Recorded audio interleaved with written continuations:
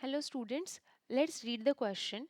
The reagent used to convert alkyne to alkene is, और हमें ये चारों ऑप्शंस जो दिए हुए हैं वो डिफरेंट डिफरेंट कैटलिस्ट है. ओके, तो सबसे पहले तो की कॉन्सेप्ट समझते हैं इस क्वेश्चन का. जो की कॉन्सेप्ट है उसमें हम ये देख पा रहे हैं कि यहाँ पे हमें कन्वर्जन पूछा हुआ है, राइट. हम कन्वर्जन की यहाँ बात कर रहे हैं, कन्वर्जन ऑफ एल्काइन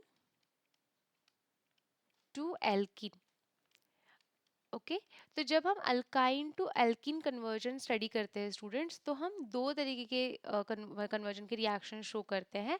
तो पहली रिएक्शन हम लिखते हैं जिसमें क्या होता है, हमारे पास अल्काइन है सी ट्रिपल बॉन्ड सी, जिसको अल्काइल ग्रुप अटैच्ड है. ठीक है, दो अल्काइल ग्रुप दोनों को अटैच्ड है, राइट. एंड यहाँ पर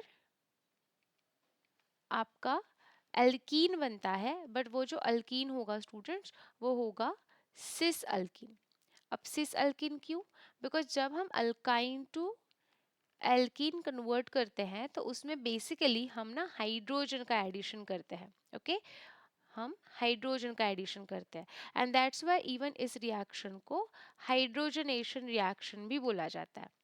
ओके, हाइड्रोजनेशन रिएक्शन क्यों बोला जा रहा है? Because we are adding hydrogen.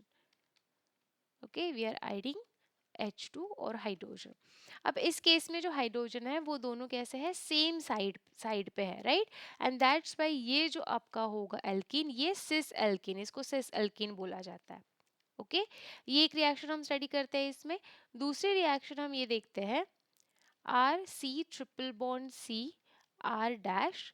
यहाँ पर आपका जो रिएक्शन होता है इसमें हम ये देखते हैं कि जो हाइड्रोजन का एडिशन है वो एंटी होता है एक दूसरे से. एंटी इन द सेंस, अगर एक हाइड्रोजन यहाँ है तो ये ऑपोजिट साइड इस तरीके से रहेगा, राइट. एंड यहाँ पर आपका आर डैश एंड आर, इसको हम बोलते हैं ट्रांस एल्कीन.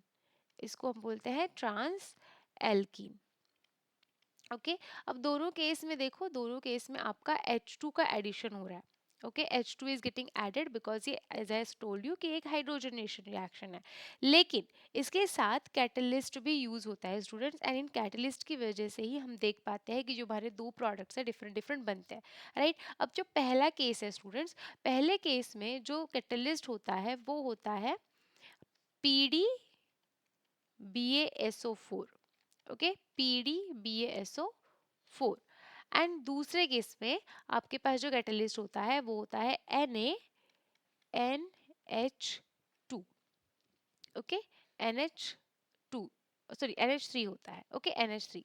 ओके, तो अब हमने यहाँ पे क्या देखा कि दो डिफरेंट कैटलिस्ट हमने देखे, और दोनों डिफरेंट कैटलिस्ट से हमने देखा कि दोनों डिफरेंट प्रोडक्ट हमें मिल रहे हैं. ठीक है, प्रोडक्ट अल्कीनी है बट एक सिस फॉर्म में है, एक ट्रांस फॉर्म में है, राइट. अब अगर हम इस पर्टिकुलर क्वेश्चन में देखें तो यहाँ पे तो हमारा ऐसा कोई भी ऑप्शन नहीं दिख रहा है, राइट.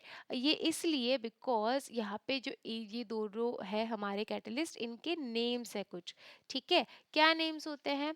देखो, ये जो PDBaSO4 कैटलिस्ट है स्टूडेंट्स, इसका ही नाम होता है लिंडलर्स कैटलिस्ट.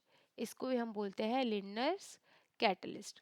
ओके, एंड यहाँ पर NaNH3 का जो हमारा कैटलिस्ट है इसको हम बोलते हैं birch reagent.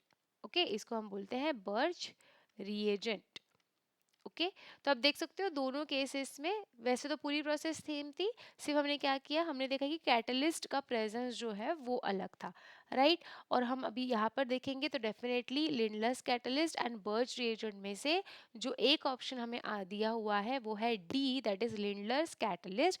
And that's why इस पर्टिकुलर क्वेश्चन का जो आंसर होगा वो होगा लिंडलर्स कैटलिस्ट, क्योंकि यहाँ पे हम एल्काइन से देख पा रहे हैं कि एल्कीन फॉर्म कर रहा है, राइट. एल्कीन. अब यहाँ पे तो वैसे सिस और ट्रांस नहीं पूछा हुआ है, बट अगर इस तरीके से क्वेश्चन आए और लिंडलर्स की जगह पे अगर बर्च रिएजेंट भी होता तो birch reagent will be the correct answer, right, क्योंकि दोनों केस में सेम ही हो रहा है, सिर्फ यहाँ सिस एल्कीन बन रहा है, यहाँ ट्रांस एल्कीन बन रहा है. That is the only difference.